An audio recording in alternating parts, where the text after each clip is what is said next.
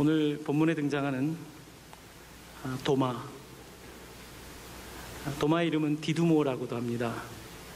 이 이름의 뜻은 쌍둥이라는 뜻입니다. 도마는 누구와 쌍둥이일까요? 도마는 여러분과 저와 쌍둥이입니다. 의심이 많은 여러분과 저와 도마는 쌍둥이입니다. 도마의 이야기는 마치 우리의 모습을 보고 있는 것 같은 착각을 불러일으킬 만큼 너무나 쌍둥이적인 이야기입니다. 도마는 예수님을 갈릴리에서 만나서 3년 동안 따라다녔습니다. 여러분, 내 인생에 3년을 건다는 것은 쉬운 일이 아니죠.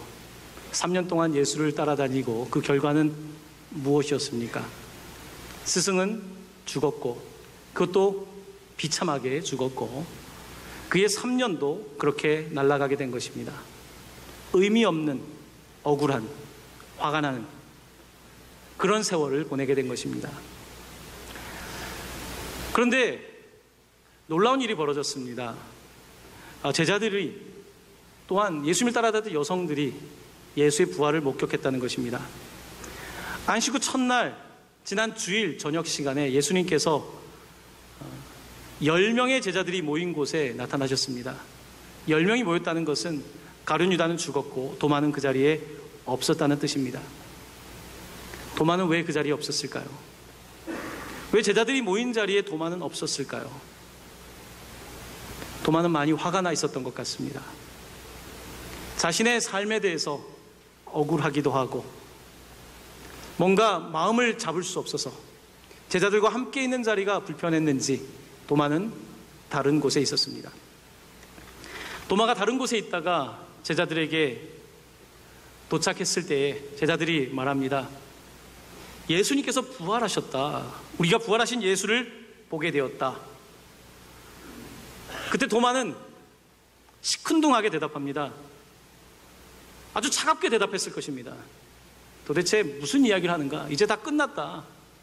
이제 영화도 끝났고 모든 드라마도 끝났고 당신네와 우리 이제 앞으로 살아갈 이 문제이지 다 끝났다라고 생각하는 도마에게 예수의 부활의 이야기는 들리지 않았습니다.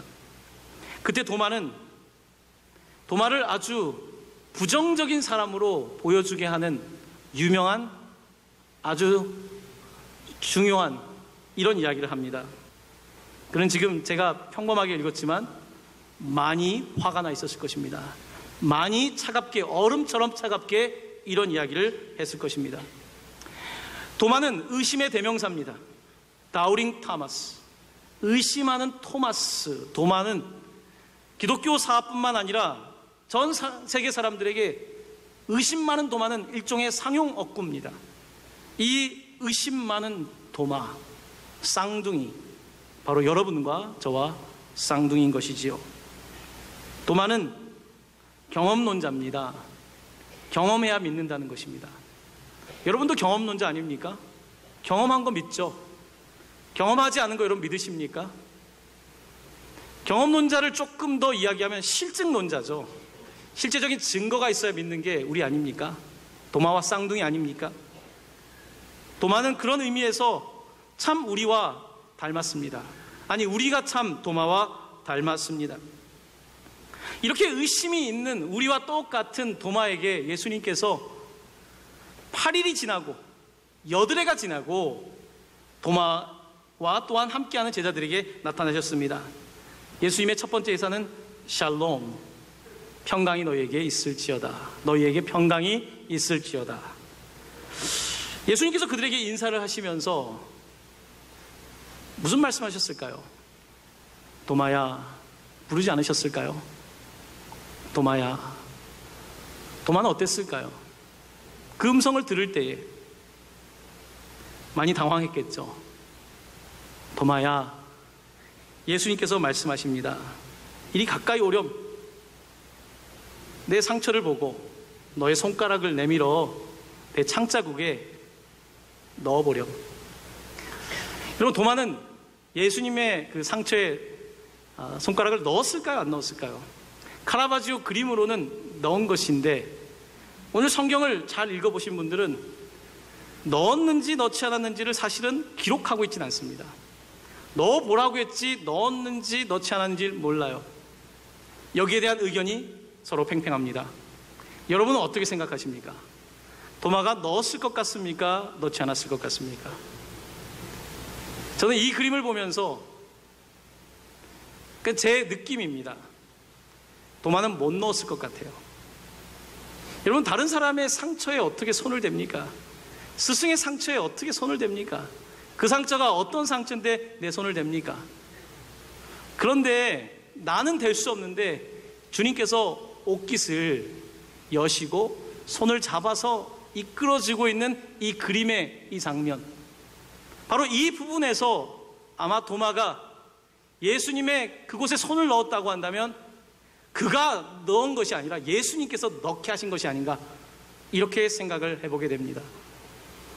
우리는 예수님의 부활에 대한 이야기를 할 때에 그가 하얀 옷을 입으시고 하얀 몸에 정말 백옥 같은 피부에 그런 분이라고 상상을 하지요.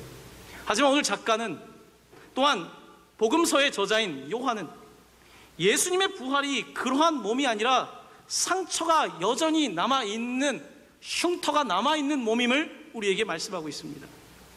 세상의 많은 종교의 신화들은 부활이라든지 이런 이야기를 만들 때는 상처나 흉터를 남기지 않습니다. 왜 상처와 흉터를 남겨서 신성을 뭔가 불완전하게 만들 이유가 있겠습니까? 그런데 오늘 복음서는 예수님의 부활에는 상처가 있다는 것입니다. 이것은 부끄러운 상처가 아니라 영광의 상처, 여러분과 저를 위한 상처, 부활하신 이후에도 또 내밀어 주시는 상처, 우리가 감당할 수 없는 놀라운 은혜, 그 부활의 이야기를 펼쳐주고 있는 것입니다. 그래서 저는 도마가 예수님의 상처에 손을 댔다고 믿고 싶습니다. 그래야지 저도 그분을 만질 수 있을 것 같고, 그가 만졌다고 해야지 또한 의심 많은 쌍둥이들이 그래도 예수를 만지고 그들도 부활의 소식을 믿을 수 있지 않을까라고 하는 마음 때문입니다. 여러분, 우리는 다 의심이 많죠. 여러분도 의심이 많을 겁니다. 특별히 사람에 대한 의심이 많죠. 사업을 하다가 누군가에게 배신을 당했거나 인간관계에서 배신을 당한 사람은 의심이 많습니다. 사람을 믿지 않습니다. 가장 무서운 것이 사람임을 알고 있습니다. 우리는 다 의심이 많은 사람들입니다. 예수님도 예외는 아닐 것입니다. 저도 의심이 많은 사람입니다. 저도 20대 나이에 제가 교회를 빠지진 않았지만 저는 가슴으로는 예수를 믿었지만 머리로는 예수를 믿기가 어려웠습니다. 특별히 부활에 관해서는. 예수의 부활을 어떻게 믿습니까? 한참 논리적인 사고를 해야 되는 저에게 예수님의 부활은 지어낸 이야기에 가깝다는 나름대로 결론을 내리고 있었습니다. 그때 저는 이제 고민이 많았어요. 마음으로는 주의 길을 가고 싶은데 머리가 안 따라가니까 제 안에서 굉장히 그 간극이 있었습니다. 저는 의심의 날을 보냈죠. 지나놓고 보니까 그런데 의심이라고 하는 것도요, 믿음의 일부더라고요. 무슨 말씀이냐면 우리는 흔히 믿음의 반대말이 의심이라고 생각하죠. 여러분, 의심이라고 하는 것은요, 반대말이 아니라 믿으려고 하는 사람에게는 의심도 있습니다. 여러분, 남편의 셔츠에 만약에 좀 유치한 예지만 립스틱이 묻어있다고 합시다. 의심합니까? 안 합니까? 우리 남편은 참 여성들에게 인기가 많구나, 이렇게 생각하시겠습니까? 여러분, 의심을 하지요. 의심을 하지 않는 것이 더 문제입니다. 믿음의 반대말은 의심이 아니라 무관심입니다. 영어로는 apathy. 믿음이 없다는 말은 무관심하다는 거예요. 제가 그 20대에 부활에 대한 믿음을 정말 얻기 어려울 때, 제가 이스라엘에 갔을 때 정말 땡볕입니다. 여름입니다. 제가 갈릴리를 몇 시간을 걸었는지 모릅니다. 혼자서 로션도 안 바르고 거기 걷고 나서 저는 얼굴이 새카매졌어요. 나는 오늘 부활하신 주님을 만나리라. 내 이성을 넘는 주님을 만나지 않으면 나는 도무지 주의 길을 갈 수 없다라고 하는 이런 생각으로 순진했었죠. 그렇게 길을 걸었습니다. 그 의심은 믿음의 반대말이 아니라 저는 주님을 향한 믿음이었어요. 지나고 나니까 그 의심은 주님을 향한 믿음이었단 말입니다. 많은 사람은 의심조차 하지 않아요. 의심조차 할 믿음도 없는 겁니다. 무관심합니다. 예수에 대하여 무관심하고 삶의 가치에 대하여 무관심하고 그저 나라고 하는 삶, 여기에 매몰되어 있는 것, 이것이 무관심이 진짜 믿음의 반대말 아닙니까? 여러분, 우리는 살면서 구원을 받고 구원 열차에 올라타지만 의심의 승강장을 지날 때가 있습니다. 저에게도 의심의 승강장을 지날 때가 있었어요. 어떤 데는 그 정차역이 길었습니다. 여기에 오래 머물러 있다 보니까 의심이 더 많아지더라고요. 여기에 계신 분들도 저와 비슷할 겁니다. 어떤 분들은 믿음의 승강장에 서 있기도 하지만 지금은 의심의 승강장에 서 있기도 해요. 이것이 우리의 믿음 생활입니다. 믿었다가 의심했다가 이런 싸움 속에서 우리가 신앙생활하는 것입니다. 여러분, 용기라고 하는 것이 두려움이 없는 것이 아니지 않습니까?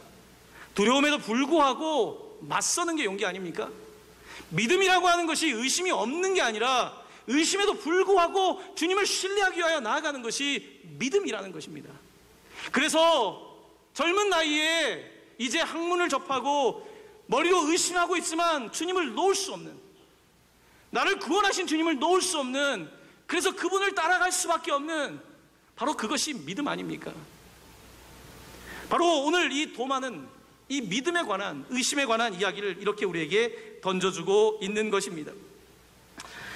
여러분, 신앙생활 하면서 특별히 교회에 오시면 왜 옆에 있는 사람들 보면 다 믿음이 좀 좋아 보이지 않습니까? 여러분도 좀 그렇죠?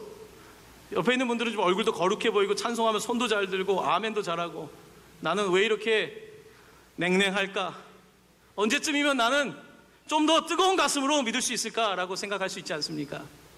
여러분, 오늘 본문을 보시면요, 10명의 제자는 부활을 목격했지만 도마는 8해가 지나고 목격합니다. 지금 내 승강장은 아직은 거기까지 못 갈 수 있어요. 그런데 중요한 것은 우리가 그 기차를 계속 타는 것입니다. 계속 주일에 와서 의심해도 괜찮아요. 내가 무슨 말을 잘못하는지 목사가 기록해도 괜찮습니다. 제가 미국에서 영어로 안 되는 설교할 때요, 앞에 있는 청소년들이 제가 영어 틀리는 걸 적는 애가 있었어요. 그리고 꼭 끝나면 보여줘요. 목사님, 그때 전도사님이었죠. 그렇게 하셔도 상관없습니다.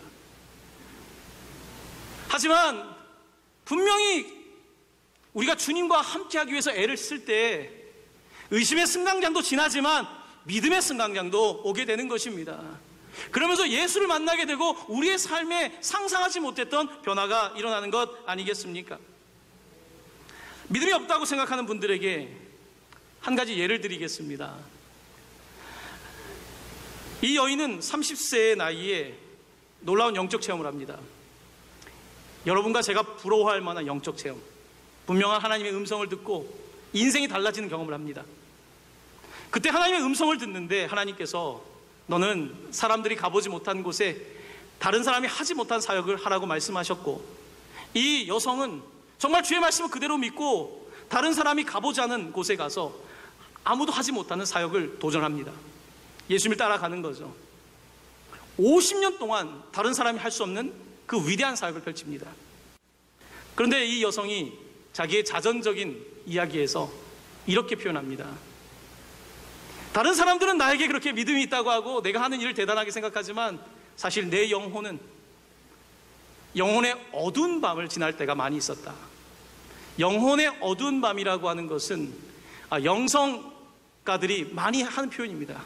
우리의 영혼의 어두운 밤, 이 영적인 이 자매가 영혼의 어두운 밤을 나도 지났고 나도 믿음과 의심 사이에 싸움이 있었다고 말합니다.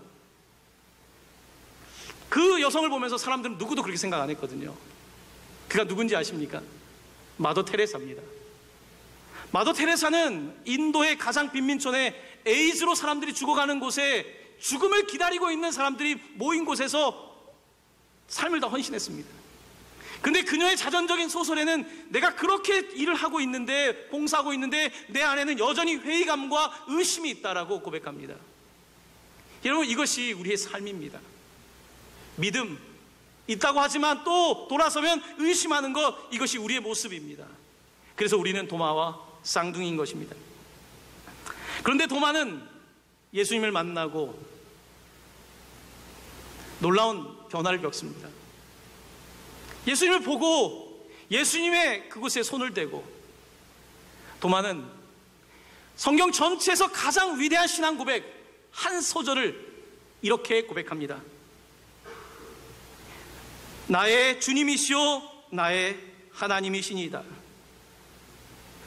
My Lord, my God. 나의 주님, 나의 하나님. 도마는 가장 중요한 주님이라는 말과 하나님이라는 말로 예수님께 고백을 드립니다. 저는 도마의 고백을 참 좋아합니다. 저도 신학 공부를 하기 위해서, 저는 사실 20대 초반부터 종교를 공부했습니다. 신학을 공부했고, 저에게 신학 공부란 그냥 예수님을 잘 믿게 하는 과정이 아니라 의심을 키워주는 과정이었습니다. 신학교에 가면요, 아멘만 할 것 같죠? 그렇지 않습니다. 신학교에 가면요, 역사적으로 성경을 공부합니다. 비평적으로 성경을 공부합니다. 학문이기 때문에 객관적이어야 되기 때문에. 신학교에 가는 많은 사람들이 신학교에서 갈등합니다. 가슴으로는 주님을 따라가고 싶은데 머릿속에서 이 부딪힘이 있습니다. 믿음과 지성 사이의 갈등이 진지한 신학생들에게 누구나 있습니다. 저도 그런 세월을 보냈죠. 미국에 유학을 가서 공부하면서 이제 하나님의 목적이 있죠. 저를 조금씩 변하게 하시는 주님을 만나게 됩니다. 세월이 빨리 지났어요. 어떻게 지나간지 모르겠습니다. 11년을 보냈더라고요. 11년을 보내고 마지막 박사학위 논문을 쓰고 이제 논문 통과를 기다리고 있을 때 이제 앞에 이제 고맙다 뭔가 이런 한마디를 씁니다. 이제 이거를 써야 되는데 논문 쓰는 것보다 더 어렵더라고요. 뭔가 삶을 정리해야 될 것 같아서 막 생각을 하면서 컴퓨터 앞에 앉았습니다. 난 누구에게 가장 고마운가? 하나님께 너무 감사하더라고요. 그러면서 나의 그 의심과 믿음 사이에 도마의 고백이 생각났습니다. 그래서 저는 그 밤에 타이핑을 하면서 You are my Lord, You are my God. 당신은 나의 주님이십니다. 당신 나의 하나님이십니다. 물론 청소년 때 주님은 영접했어요. 나의 주님으로 영접했어요. 아니, 더 빨리 초등학교 때 영접했어요. 그런데 그때 영접했던 주님, 그것보다 더 의심의 승강장을 지나서 이제 주님 앞에서 You are my Lord, 당신은 나의 주님이십니다. You are my God, 당신은 나의 하나님이십니다. 이 고백이 나오더라고요. 그때 눈물이 쭈르륵 흘러내리더라고요. 여러분, 도마는 3년 동안 예수님과 다니며 고민했습니다. 실패도 맛봤고요, 좋은 날도 맛봤고, 믿음과 의심 사이에 이제 부활하신 주님을 목격한 이후에 그는 나의 주님, 나의 하나님, 이렇게 고백하는 것입니다. 사랑하는 성도 여러분, 신앙은 마치 기차와 같습니다. 그래서 이런 역 저런 역을 지나갑니다. 내가 원치 않았던, 내가 생각하지 않았던 승강장을 지나가기도 합니다. 하지만 주님을 포기하진 마십시오. 특별히 여러분, 의심이 다가올 때 한 가지 조심해야 될 팁을 하나 드립니다. 의심은요, 환승역이 될 수 있습니다. 믿음으로 나아가는 환승역이 되기도 하지만 불신학으로 나가는 환승역이 됩니다. 천국행이 되기도 하지만 지옥행이 될 수도 있겠더라고요. 저에게도 그런 환승역이 있었던 것 같습니다. 아마 여러분들도 그런 환승역을 경험했을지 모르겠습니다. 도마는 하지만 주님을 놓을 수가 없었습니다. 사랑하는 그 주님을 놓지 못하기 때문에 끝까지 주님을 잡았던 것입니다. 자, 이렇게 예수를, 부활하신 주님을 만난 도마는 어떻게 되었을까요? 도마의 이야기는 환상적입니다. 예수를 만나고 나서 도마는 많이 변했나 봅니다. 그가 복음 사역을 했던 곳이 어딘지 아십니까? 티그리스 유프라데스 강 그 근처입니다. 지금 이라크가 있는 곳. 바벨론, 가장 우상 숭배가 심한 그 바벨론 전통이 있는 그곳에서 그는 복음 사역을 시작합니다. 그리고 나서 그곳에 교회를 세우고 그는 다시 그 옆에 있는 페르시아가 있었던 바로 그곳에 가서 이란, 현재 이란 거기에서 복음 사역을 합니다. 도마는 이걸로 끝나지 않습니다. 이란을 넘어가면 파키스탄이 있고 인도가 나옵니다. 도마는 인도 서쪽 해안 쪽에서 복음 사역을 합니다. 교회 전통에 의하면 그는 서부 해안 쪽에 7개의 교회를 세웠습니다. 그곳에 카스트 제도의 가장 위에 있던 브라만 계급들, 힌두교의 가장 종교인들도 회심을 하게 되고 교회가 세워지게 됩니다. 도마는 거기서 끝나지 않습니다. 인도의 또 다른 쪽, 동쪽 해안 쪽에 그는 복음 사역을 시작합니다. 그곳에서 복음을 전하고 사람들을 회심시키고 교회가 세워집니다. AD 72년 도마는 예수님의 복음 사역을 하다가 이 브라만 계급에 있는 사람들에게 붙잡혀서 이제 구렁텅이에 빠지게 되고요. 그리고 그는 창에 찔려 죽었다고 교회는 증언하고 있습니다. 예수의 창자국을 만졌던 도마는 그의 마지막은 창자국으로 그의 삶을 마감하게 되었다고 기독교 역사는, 기독교의 스토리는 우리에게 말하고 있습니다. 사랑하는 성도 여러분, 그로부터 1500년 지나고 나서 포르투갈의 예수의 신부인 프란시스 사비에르라고 하는 참 유명한 분입니다. 그가 인도에 도착했을 때 놀랐다고 합니다. 왜냐하면 인도에 처음 이제 도착했는지 알았는데 인도에 교회가 있기 때문입니다. 이미 예수님 이후에 도마 때부터 교회가 있었다는 것입니다. 인도에도 복음이 전파되었다는 것입니다. 예수의 신부들은 놀랐답니다. 그 도마가 죽은 그 세인트 토마스 마운틴이라고 하는 그곳에 이 토마스 교회가 세워져 있고 지금도 많은 사람들이 그곳에 와서 예배하고 도마의 사역을 기억하고 있다고 합니다. 사랑하는 성도 여러분, 도마는 어떻게 그렇게 먼 곳까지 가서 복음을 전할 수 있었을까요? 그는 예수의 부활을 보았기 때문입니다. 예수의 부활을 만졌기 때문입니다. 확신이 없는 사람은 멀리 가지 않습니다. 두려운 사람은 절대로 집 근처 바깥을 나가지 않습니다. 상처가 깊은 사람은 집 밖을 나가지 않습니다. 내가 아는 동네 이상을 넘어가지 않습니다. 절대로 나갈 수 없습니다. 하지만 내 상처가 회복되고 예수 그리스도의 구원의 소식이 내게 들어와 내 삶을 전적으로 변화시키게 될 때에, 부활하신 주님을 만나게 될 때에 우리가 어디까지 갈 수 있는지 도마는 인도의 동쪽 끝까지 가게 된 것입니다. 사랑하는 성도 여러분, 우리가 더 나아가지 못하는 이유는 다른 데 있는 것이 아니라 우리 안에 예수 그리스도의 부활의 확신이 없기 때문입니다. 그가 나를 위하여 죽으셨다는 것에 대하여 의심할 만한 믿음도 없기 때문에 그저 교회 나오면 다 하고 생각하는 것 아닙니까? 사랑하는 성도 여러분, 부활은 그냥 듣고 지나가야 될 이야기가 아니라 내 삶을 걸고 믿든지 말든지 해야 되는 아주 중요한 결정적인 사건입니다. 이 사건을 통해서 내가 그 부활을 듣는 것이 아니라 맛보할 수 있는 살아있는 능력인 것입니다. 바로 이 능력이 도마에게 나타나게 되었고 바로 도마와 같은 사람들이 복음 사역을 함으로 오늘의 교회가 세워지게 된 것입니다. 우리는 이 위대한 복음을 다시 듣게 됩니다.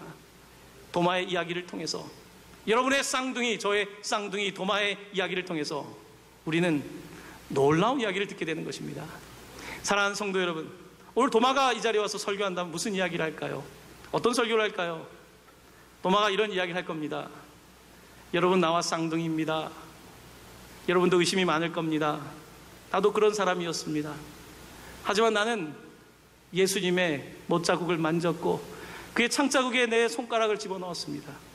그리고 내 삶은 변화되었습니다.